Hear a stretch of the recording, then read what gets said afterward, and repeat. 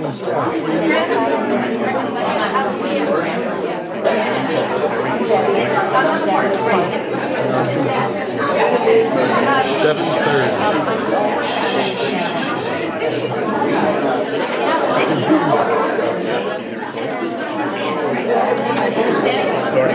everyone.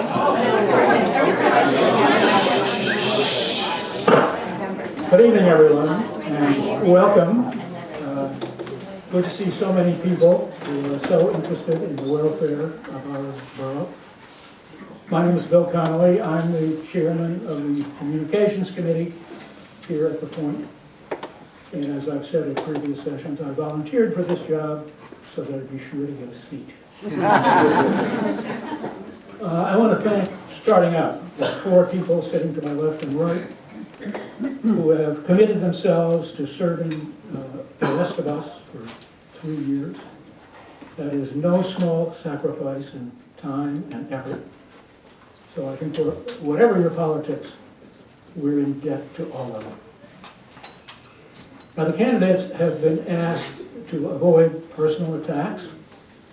Everyone else should do the same.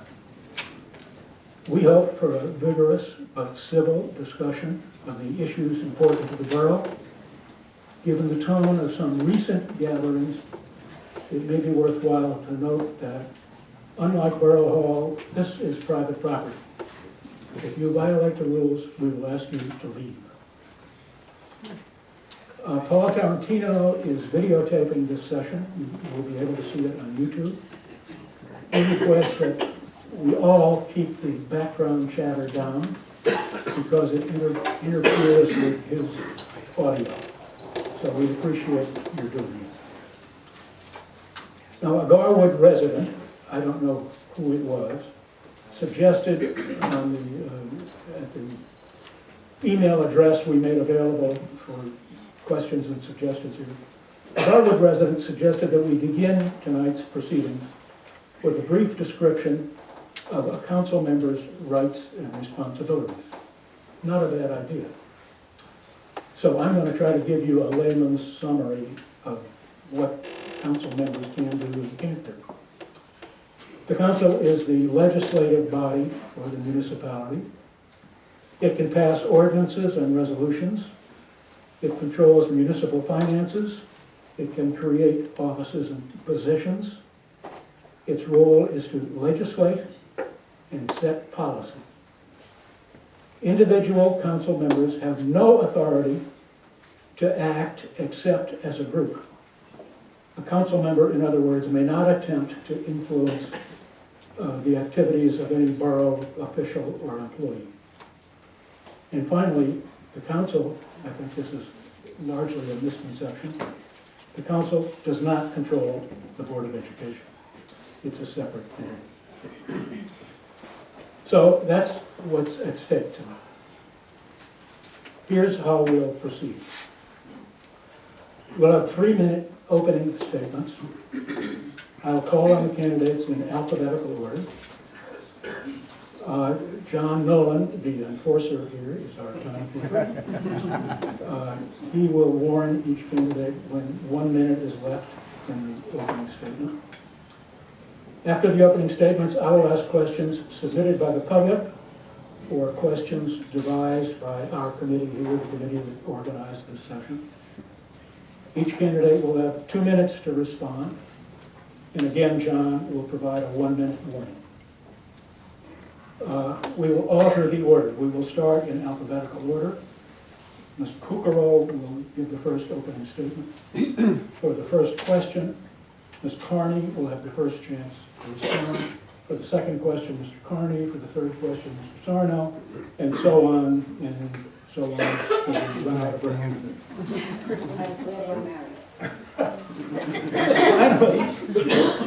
Finally, each candidate will have 3 minutes for a closing statement.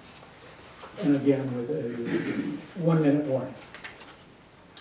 So to begin, Eileen Kukaro is a Republican candidate. She's a resident of Garwood been a resident of Garwood for nearly 50 years. A real estate agent for 22 years, and she's listed, sold, or otherwise dealt with nearly 160 homes in Garwood. She's a former member of the Borough Planning Board. She attended Union County College, majoring in urban studies and creative writing. She's an avid photographer and has one adult son, also a Garwood resident. Ms. Kukrow. Thank you very much. I would like to thank The Point for hosting this debate tonight. It was very kind of you, as well as Bill Neerstead and Carol Carney for attending.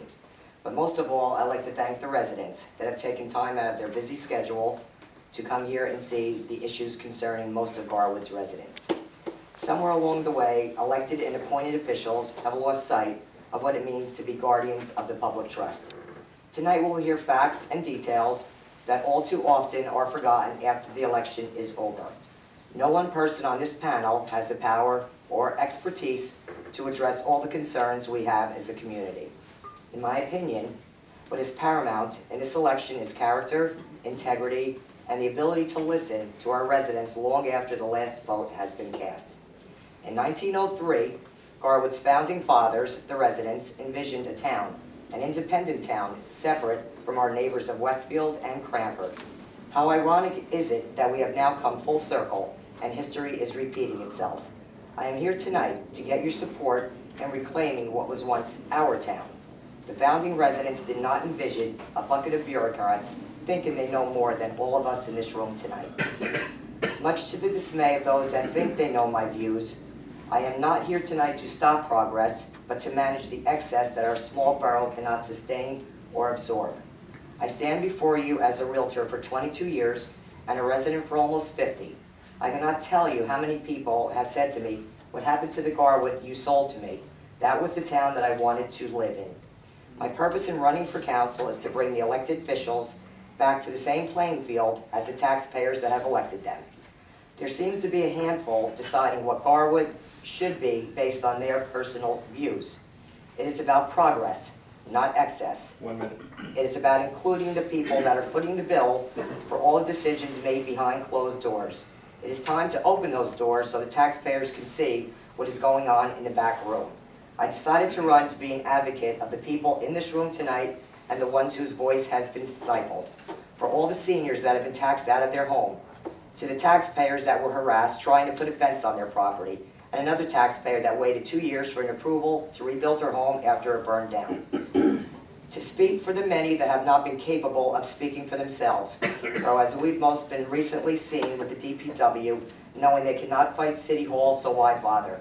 I am here tonight for the silent majorities that are sick and tired of being sick and tired of status quo, and the vitriolic rhetoric that gets regurgitated every time someone speaks up. I am, and we are, your advocate for change. Thank you so much. Carol Carney is a Democratic candidate. She's been a Garwood resident for 15 years. She's the owner of a local travel agency. She was appointed in September to fill an unexpired term on the council. She has been the event director for both Garwood Rocks, the street fair, and Movies Under the Stars.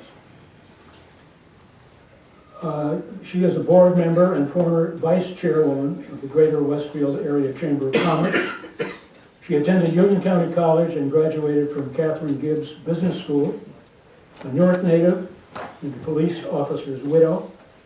In the 1990s, she fought successfully for state reforms that protect the pension rights of first responders' widows.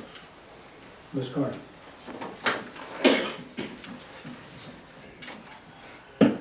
Thank you, Mr. Conley, and everyone at The Point. Seems like I just left here. It wasn't too long ago I was standing here. Good evening to all, and thank you for coming. My name is Carol Carney. I have owned a business here in Garwood since 2000 and lived in Garwood since 2006. My son, my daughter-in-law, my 2 grandsons, and my sister all live here in town. My family has a vested interest with 3 generations living in Garwood. We all have something in common. We all love Garwood. I have been privileged to serve on the council for the last month. I have volunteered my time, and expertise to the borough for the last 9 years. For the past 2 years, I have spearheaded and brought to life Garwood Rocks. Everybody say Garwood Rocks. I wanted to make sure you saw it. And brought the life of Garwood Rocks and I have served as its event coordinator. The process of planning Garwood Rocks takes 6 months to make this event a success. Garwood Rocks has brought the community together and has put Garwood back on the map. I will bring that same hard work and tenacity to the Borough Council. I revitalized the Chamber of Commerce, which has grown to over 40 businesses, and I have partnered with 4 other neighboring communities to form a potent chamber. With your support, I want to continue to serve. My well-known desire is to keep Garwood moving forward through smart development, which is sensible, mixed-use, affordable, rateable, transit, village-minded development, as wonderfully demonstrated right here at the Point and also across the parking lot in the mixed-use lofts. I am willing to work together with the council to ensure successful development. 1 minute. I believe that good people working together can achieve anything they set out to do. I know the people of Garwood are good people, and I, along with Council President Bill Neerstadt and the rest of our team, will get the job done for our residents. Thank you. Bill Neerstead is the other Democratic candidate, a Garwood resident for 27 years, currently the president of the Borough Council. He's the director of planning for the city of Plainfield, holds bachelor's and master's degrees in planning, both from Rutgers, has been active in the Garwood Planning Board, the Board of Education, the PTA, the Education Foundation of Garwood, and the Boy Scouts. Mr. Neerstead. Good evening. I am Bill Neerstead and I'm running for re-election to the Garwood Borough Council.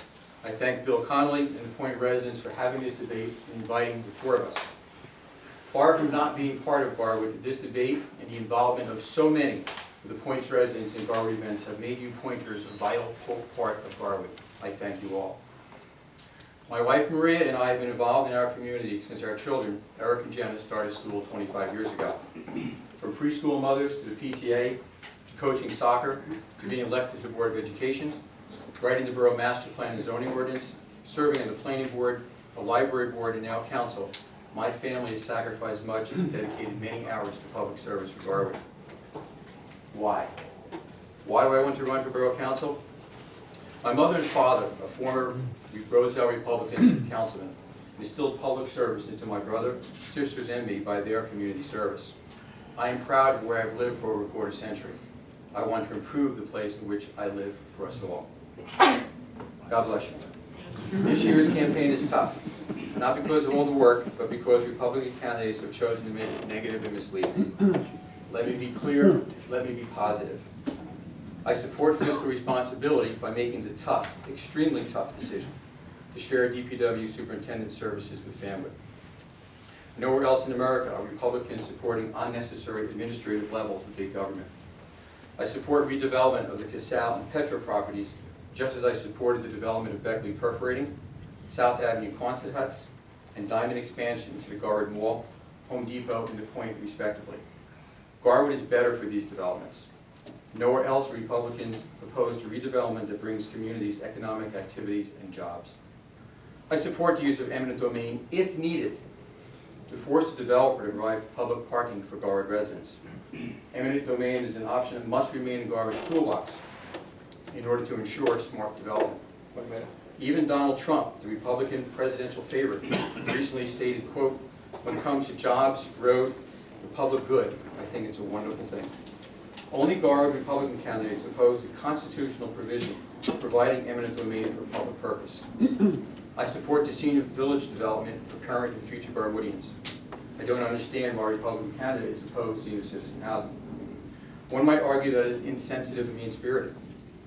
I support the development of the recreation complex. It is a great facility that our children deserve after all these years of playing beggars on other towns' fields. Our elementary school students deserve to have home games after 100 years. I don't understand a Republican candidate who opposes a public good that increases our property values. I support our transit village goal of more transit stops. I don't understand Republican candidates who oppose the use of train lines for rails. Finally, I support the transformation of contaminated, decrepit industry into this beautiful development we're standing in tonight. I was ecstatic. Should I stop or finish the sentence? Finish the sentence and then stop. I'm running for re-election because I believe that Garwood has had a great past and the Democratic Party in office will have an even greater future. Thank you. Joseph Sarno is the other Republican candidate. He's a lifelong New Jersey resident. He graduated cum laude from Albright College with majors in accounting and political science. While he was there, he was a cross-country and long-distance runner. He works in Cranford as a senior accountant at SS&C Globe A, which describes itself as serving the alternative investment industry. Among his clients have been college endowment funds, public and private sector pension funds, and nonprofit foundations. Mr. Sarno. Thank you, everyone. Thank you for coming here tonight. Thank you to The Point, and thank you to the candidates for coming. I haven't seen a crowd this large since July 14th. July 14th was the night that the DPW head was fired. That night I learned a lot. I saw a lot of sadness and a lot of anger. How can the council, in the face of a ginormous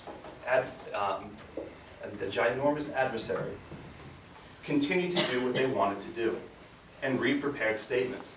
It was as if they did not want to negotiate or talk with the residents or take input. They already had their minds made up. You know, it reminded me of the day when I was laid off. I was laid off after the crash from UBS. It was the longest walk from 52nd Street all the way down to Penn Station. And seeing the anguish in Fred's eyes, it really said, is this really what Garwood's about? Is it really a small town with a big heart when you do that to someone, when so many people were opposed to it? I don't think so. You know, seeing that many people sick, I knew that I was doing the right thing and running as a council member along with Eileen Kukaro. I know that my expertise in accounting will help this borough. When we go through budgets, when we go through financial decisions, I know I can bring some disciplined spending and not spend too much money on things that are such as your park and your athletic field complex and other frivolous spending that have come along the way. I know that with that expertise and my work with such nonprofit organizations such as Big Brother, Big Sister, and Unico, that I can bring back that small town, big heart that Garwood once was. And I know that with all of you and bringing transparency back to everyone. 1 minute. No worries, I want to have an emergency happen here. Hope everything's under control, that's okay. But I know that if we bring the transparency and the government back to you, the people, that Garwood will be where it needs to be again. Thank you all again. Thank you all. The first question. There's been much discussion lately, some of it in the last 30 seconds or so, about development and overdevelopment. And we are gathered this evening in the largest, densest redevelopment project, perhaps in Garwood's history, but certainly in the last 30 years. So does the point represent overdevelopment? Ms. Carney. That's a good question.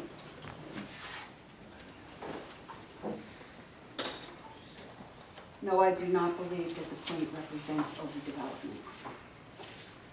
It's here, it's vital.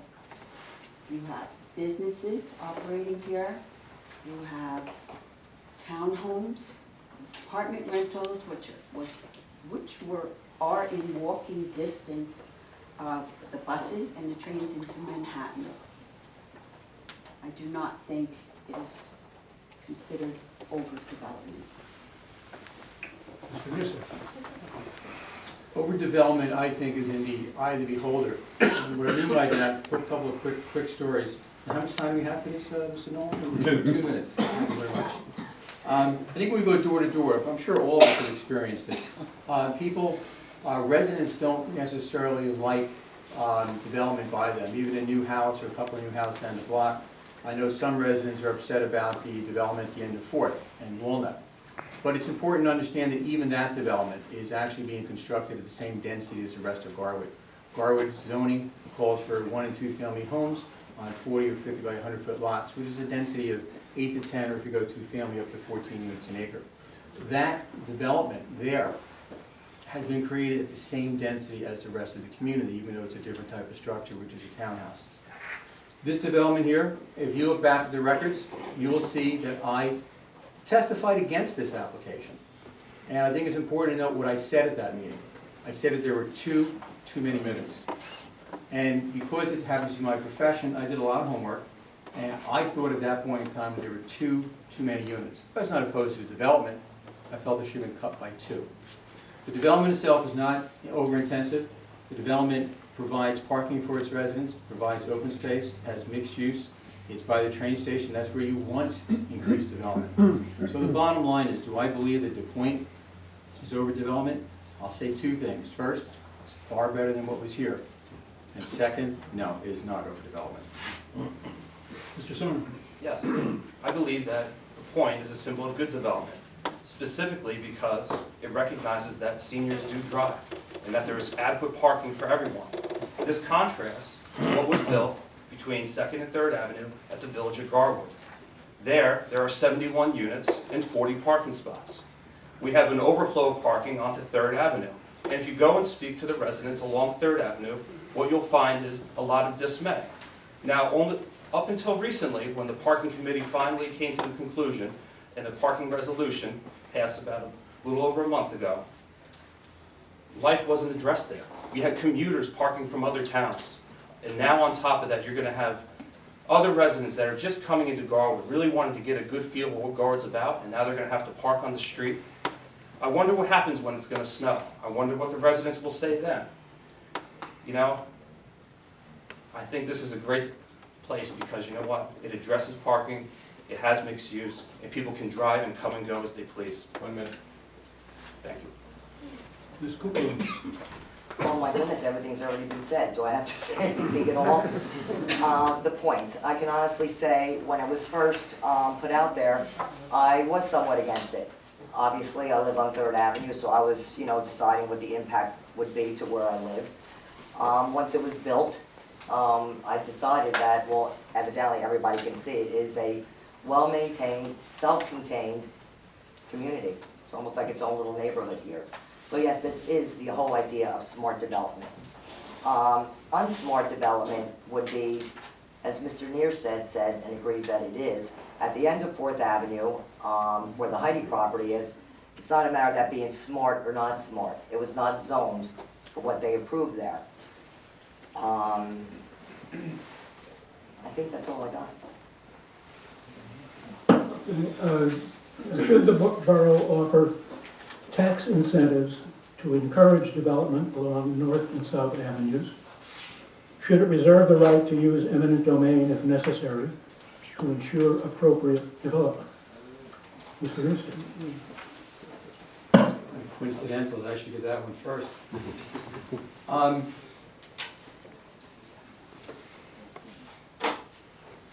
There's been talk about tax, the dirty word, and I consider it a dirty word, pilot, has been thrown out there. And so let's get that on the table. What's a pilot? Pilot is payment in lieu of taxes. Does it mean that somebody doesn't pay taxes? No, it does not. A pilot is something that every developer is entitled to ask a municipality. They're entitled to ask.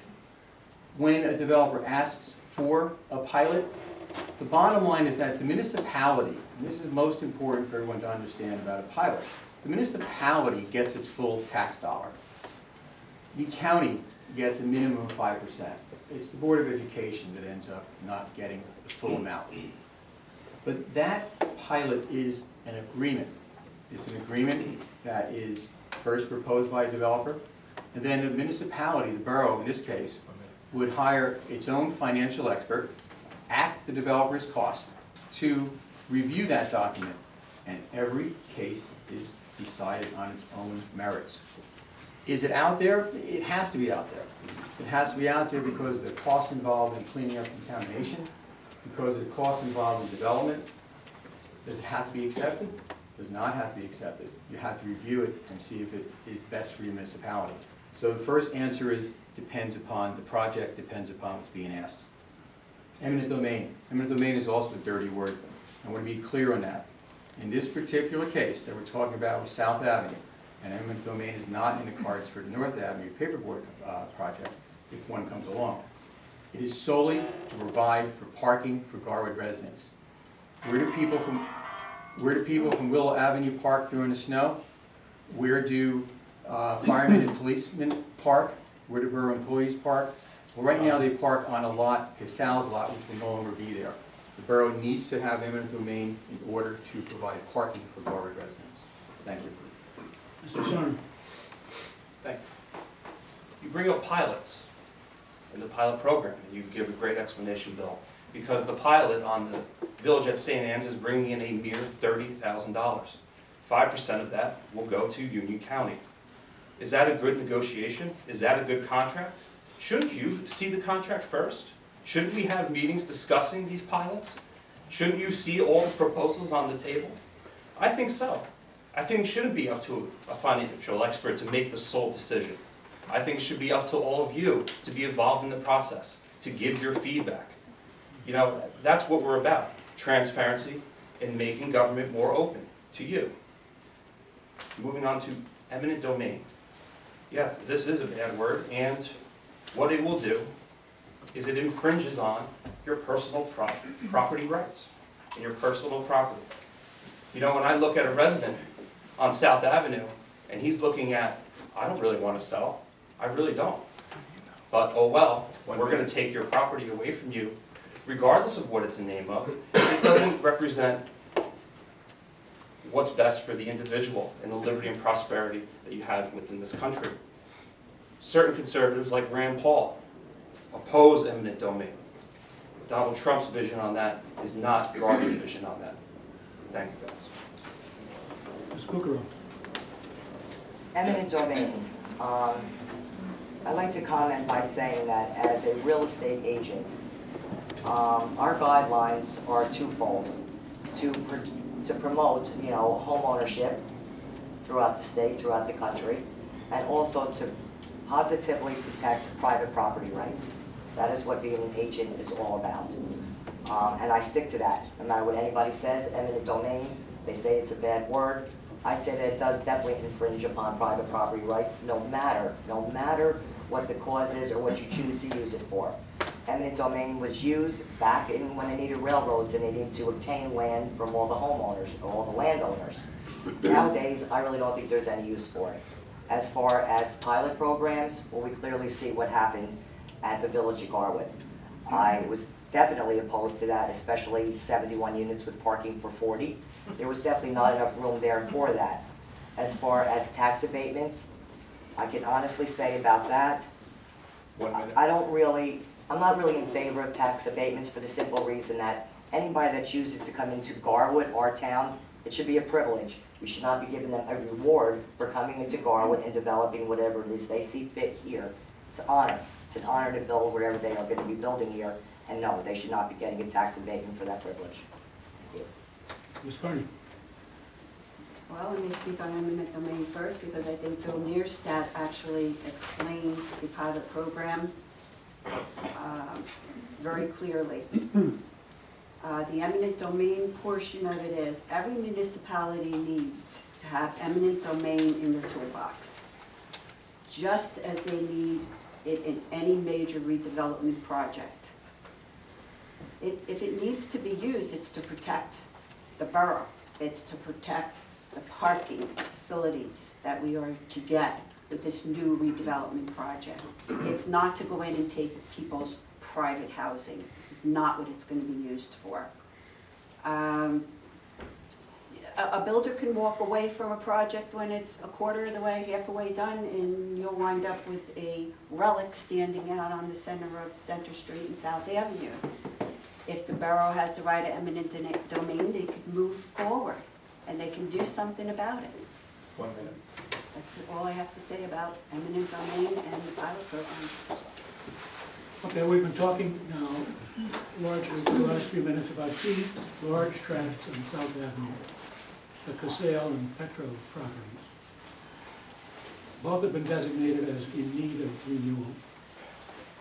What should go there? Mr. Thorpe? Once you go, I'm sorry, I didn't hear the end of that. Yeah, Bill, is it me? I think it's Mr. Sarno. Bill? Huh. I think Mr. Sarno. Really?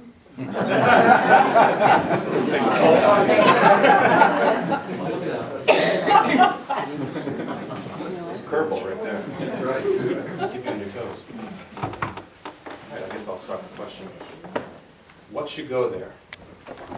Is it really up to me to decide? Or is it up to the people to decide? It's not my property. That's the first thing. It's not my property. I understand that's in the need of redevelopment, but shouldn't we be working together to find a solution? The one thing I could tell you, if I had a hypothetical situation where I could magically put what I want there, I would make sure that it had sustainable parking, that it wasn't too dense and too many people infringing on our infrastructure and our schools. We brought up pilot before, and that neglects the school costs. All 95% of all the money from a pilot goes to the municipality, and it leaves the school system bare. What does that do? That increases the resources and amount of money that the town needs to provide the schooling, okay? It increases it on all of you. So as you see certain buildings go up and you don't see the pilot agreements, and your taxes continually go up, the reason is because it was too dense and there were too many people there and too little parking. Ms. Coco? I will concur with Mr. Sarno. Basically, we have no control. Me, as I'm running for council, am not gonna be making decisions as far as that property goes. That is up to the planning board. But what I have here is a better idea. I believe that we could have a formal committee created to study these properties instead of planning board that may have a secret agenda, they want more density, and basically they'll put it out there for the public to be able to review. The smart word, the little smart growth, I believe in intelligent growth. There's a big difference between smart and intelligent. Like I said, we do not have control of that property, we do not own it. But I would hope that an independent committee could step forward, weigh all the pros and cons about what would be best for Garwood in that particular area. Ms. Carter? My vision of that property is my vision. I think it should be mixed use. I think there should be parking. I think there should be rental apartments there. I think, excuse me, that's very rude.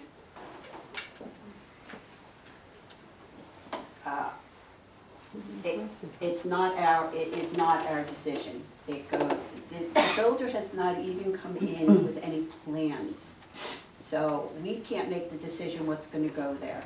They have to work hand in hand with the planning board and the council to decide what will be put there. But my vision for that would be having it downtown, having residential, having stores, having parking. That's my vision for Garwood. Thank you. I agree 100% with Carol. I think the bottom line is that what everyone should look at is what has happened in New Jersey along New Jersey transit lines. Morrison Essex line, also the Raritan Valley line. Go to Fanwood, go to Westfield, Cranford, Roosevelt Park, Union.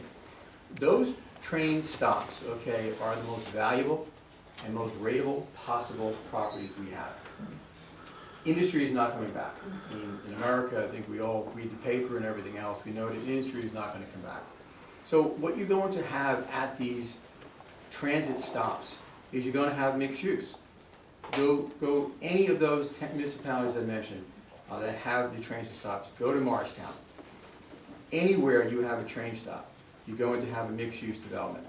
Now, nothing has been proposed yet, and the way the process works, the public does have a say. Public has many says. Right now, the planning board has adopted a need of redevelopment study. The council has directed the planning board to undertake and prepare a redevelopment plan. That redevelopment plan will be prepared by the board planner, will be presented back to the planning board. There will be public hearings there. When the developer proposes something, there will be public hearings there. I don't know what the development will look like, but I don't think any of us in this room aren't aware of the fact that what has been happening, what has been created, what has been developed along other municipality train lines. There's going to be some type of mixed-use development. It's going to be storage, it's going to be a downtown, it's going to be apartments, it's going to be open space, it's going to be a plaza. I mean, I do this, I see this every day. So this is what is going to be proposed. And we all welcome everyone's input. I think it'll be very interesting to see what gets proposed and to get our input. One of the things that I really would like to get out of it is a connection directly to the New Jersey Transit Station. I think that'd be a great thing for Garwood. In an effort to control costs, should the borough consider sharing more services with other towns or with the county? If so, which services? If not, why not? Mr. Booker. Shared services, well, shared services have been a big red flag over the last few months. It's been in the news, it's been all over this town, we've spoken about it extensively. Shared services, as I discussed in my opening statement, wasn't part of 1903 Garwood. Basically, I believe that some things are shared. I mean, our high school is shared, there are certain things that are great to be shared. When you start renting and selling every single thing that is great about this town, we no longer become a town. The shared services agreement with Vanwood already has shared services with 12 other towns. So all those shared service agreements, I don't see how it has helped Vanwood at all, if they're still looking for more shared services. As far as Garwood goes, we have enough shared services, I believe, as far as our building department in Cranford, they do a great job, Westfield. As far as shared services down the line, I guess I would have to see what would be proposed and what they would share further.